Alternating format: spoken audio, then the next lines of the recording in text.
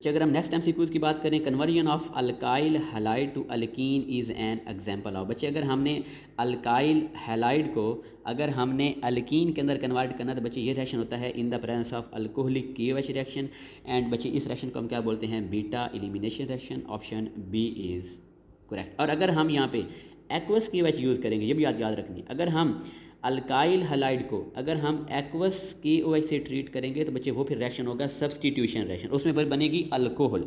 ये भी याद रखना, प्रोडक्ट क्या बनेगी, अल्कोहल। लेकिन अगर हम अल्काइल हैलाइड को अल्कोहलिक KOH से ट्रीट करेंगे तो प्रोडक्ट बनेगी अल्कीन। उस रिएक्शन को हम क्या बोलेंगे, beta elimination reaction. Option B is correct. Which of the following reaction confirm the presence of saturation in benzene. बच्चे आपको बताया था कि जब बेंजीन सब्सटीट्यूशन रिएक्शन देगी तो मीन वो उसका सैचुरेटेड बिहेवियर है, और जब वो एडिशन रिएक्शन देगी तो वो उसका अनसैचुरेटेड बिहेवियर है, जिसमें उसकी जो है वो बेंजीन की जो बेंजीन रिंग डिस्ट्रॉय हो जाता है। अब हमें पता है chlorination in sunlight addition reaction है, तो ये अनसैचुरेटेड को बिहेव मतलब को शो कर रहा है। कैटालिटिक ऑक्सीडेशन, हाइड्रोजनेशन, ये सारे अनसैचुरेशन को बिहेव कर रहे हैं। लेकिन chlorination with FeC, this is the electrophilic substitution reaction, और ये सैचुरेशन को शो करता है। तो बच्चे option C is the right option. The IUPAC name of vinyl acetylene. बच्चे विनाइल एसिटाइलिन का हम यहाँ पर स्ट्रक्चर ड्रा कर लेते हैं। H2C double bond CH and single bond C and triple bond CH। This is the vinyl acetylene. और बच्चे हमें पता है कि ये हमारे पास कौन सा ग्रुप होता है, विनाइल। अब डबल बॉन्ड है और ट्रिपल बॉन्ड है, प्रेफर हम डबल बॉन्ड करेंगे। नंबरिंग कर लेते हैं 1 2 3 एंड 4। बच्चे इसका फिर नेम क्या बनेगा, ब्यूट 1 इन एंड 3 आइन। और बच्चे जो राइट ऑप्शन बनेगा वो हमारे पास बनेगा बी। नेक्स्ट एमसीक्यूज की बात करें, the formyl functional group is present in. बच्चे ये हमारे पास फॉर्माइल फंक्शनल ग्रुप है, और हमें पता है ये किसके अंदर बच्चे होता है, एल्डिहाइड के अंदर होता है। कीटोन के अंदर कार्बोनाइल होता है, और ये वाला जो है ये हमारे पास जो है ये एस्टर्स के अंदर होता है OR। और नेक्स्ट हमारे पास जो है वो एसिटिक एनहाइड्राइड है। तो पूछा गया था फॉर्माइल ग्रुप का, तो बच्चे वो किसके अंदर होता है, एल्डिहाइड के अंदर। ऑप्शन ए करेक्ट होगा। विच of the following is free radical. तो बच्चे में पता है कि फ्री रेडिकल के पास एक तो ऑड इलेक्ट्रॉन होते हैं, और उसको हम ऊपर जो इलेक्ट्रॉन को डॉट से शो कर रहे होते हैं। तो बच्चे फिर राइट जो हमारा ऑप्शन बनेगा वो डी बनेगा। और इस केस में क्लोरीन के पास इलेक्ट्रॉन भी कितने होंगे, 7 इलेक्ट्रॉन होंगे। बच्चे नेक्स्ट एमसीक्यूज की बात करेंगे, the hydrocarbon which doesn't show acidic nature is. बच्चे एसिडिक नेचर शो करने के लिए जो ट्रिपल बॉन्ड है वो टर्मिनल पे होना चाहिए, और उसके पास एटलीस्ट 1 हाइड्रोजन अटैच होना चाहिए। इथाइन की बात करेंगे तो बच्चे इसकी दोनों के दोनों जो कार्बन है हाइड्रोजन हैं ये एसिडिक हैं। क्यों एसिडिक हैं, क्योंकि यहाँ पर SSP ओवरलैप होता है, कार्बन की SP हाइब्रिडाइजेशन है, हाइड्रोजन आपको पता है SSP ओवरलैपिंग होती है। यहाँ पर S करेक्टर ज़्यादा होता है, जिसकी वजह से जो कार्बन है ये नेगेटिव पार्शियल नेगेटिव हो जाती है, और हाइड्रोजन पार्शियल पॉजिटिव जिसको डोनेट कर सकती है, और ये एसिडिक हाइड्रोजन है। तो इथाइन के अंदर भी एसिडिक हाइड्रोजन होगी, प्रोपाइन के अंदर भी होगी, 1 ब्यूटाइन के अंदर भी होगी। लेकिन अगर मैं बात बच्चे करूँ 2 ब्यूटाइन की बात करूँ, यहाँ पर बच्चे 3 आएगा।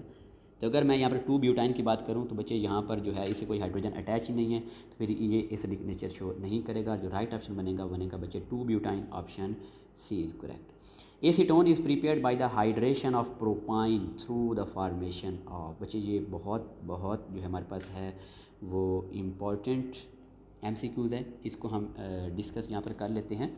पूछा हमसे क्या किया कि इथाइन इज़ प्रिपेयर्ड। अब बच्चे प्रोडक्ट हमारी है वो एसीटोन है, ketone, bye the hydration of propyne. मैं यहाँ पर प्रोपाइन का स्ट्रक्चर ड्रा कर देता हूँ। तो बच्चे आ गया HC triple bond C single bond CH, this is the propyne.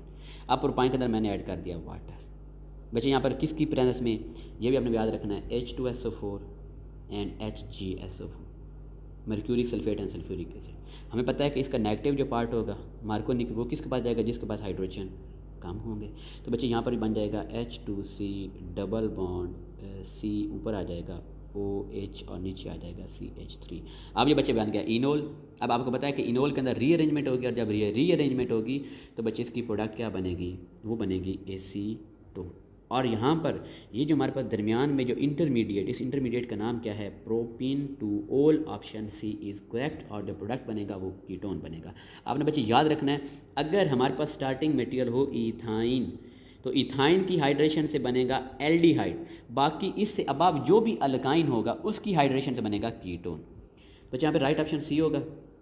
Which the following is most reactive.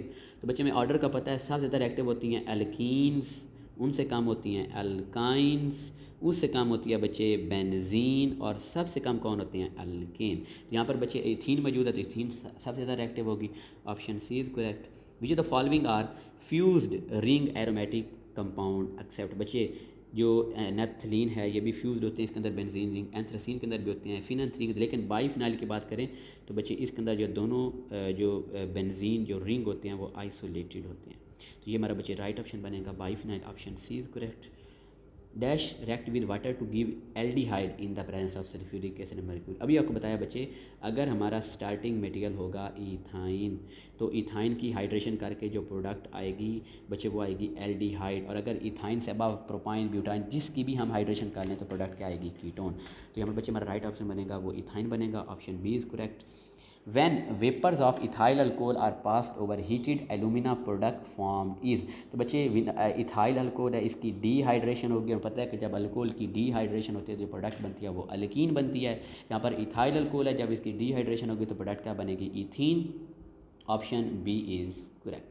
Next बच्चे एमसीक्यूज की बात करें, अल्कीन्स कैन नॉट अंडरगो। तो बच्चे जो अल्कीन्स हैं वो एडिशन रिएक्शन भी देते हैं, क्योंकि अनसैचुरेटेड इलेक्ट्रोफिलिक एडिशन रिएक्शन देते हैं, ऑक्सीडेशन रिएक्शन भी देते हैं, पॉलीमराइजेशन भी, लेकिन जो अल्कीन्स हैं वो कभी भी एलिमिनेशन रिएक्शन नहीं देंगे, option D is correct.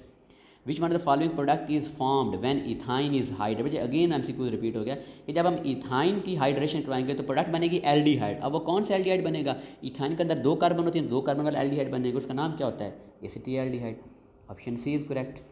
Number of atoms in benzene which are coplanar. बच्चे आपको बताया था कि जो sp2 हाइब्रिडाइजेशन शो करेंगे वो एटम कोप्लेनर होंगे, और बेंजीन के अंदर हर कार्बन बच्चे क्या होती है sp2 हाइब्रिडाइज होती है। तो बच्चे 6 कार्बन होती हैं, 6 हाइड्रोजन होती हैं, फिर वो सारी की सारी कोप्लेनर होंगी। तो टोटल जो कोप्लेनर एटम होंगे बच्चे वो कितने होंगे 12 होंगे, 6 carbon 6 hydrogen, option A is correct. Benzene can not undergo. तो बच्चे बेंजीन जो है वो एडिशन रिएक्शन भी देती है, इलेक्ट्रोफिलिक सब्सटीट्यूशन रिएक्शन भी देती है, ऑक्सीडेशन भी हम कर सकते हैं, लेकिन बेंजीन की हम पॉलीमराइजेशन नहीं कर सकते, option C is correct. Carbon carbon bond length in benzene बच्चे ये अब बुक की लाइन है 1.39 एंगस्ट्रम, एंगस्ट्रम कितना होता है 10⁻10 मीटर। तो बच्चे ये बेंजीन के अंदर carbon to carbon bond length होती है, option A is correct. Next MCQs की बात करें बच्चे, how many number of carbon and hydrogen respectively new pentane. New pentane का बच्चे हम ये स्ट्रक्चर आराम निकाल लिया, ये देखें ये आ गई न्यू पेंटेन। तो बच्चे न्यू पेंटेन के अंदर अगर हम देखें तो इसके अंदर बच्चे कार्बन कितनी आ गई हैं 5, और अगर हम हाइड्रोजन की बात करें तो बच्चे गिन लेते हैं 3, 6, 9 एंड 12। तो बच्चे 5 कार्बन हैं और 12 हाइड्रोजन है, तो राइट ऑप्शन बनेगा बच्चे डी यहाँ पर।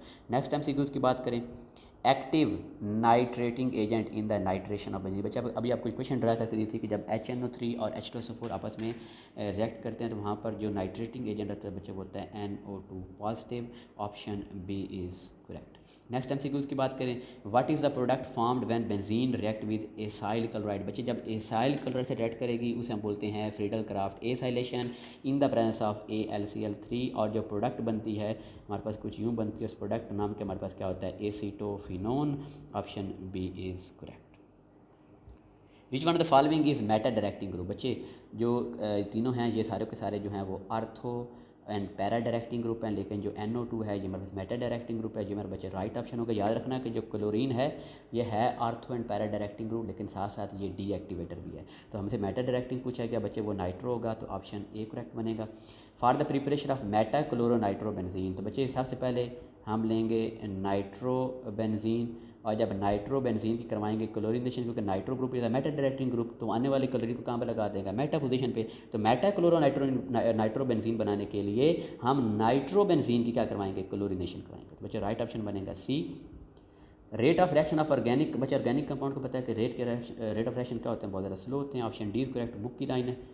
एंड लास्ट बच्चे एमसीक्यूज है, in the polymerisation of ethene. बच्चे इथीन आ गई H2C डबल बॉन्ड CH2, इसकी पॉलीमराइजेशन बच्चे होती है TiCl4 की प्रेजेंस में और ट्रेस ऑफ ऑक्सीजन वगैरह।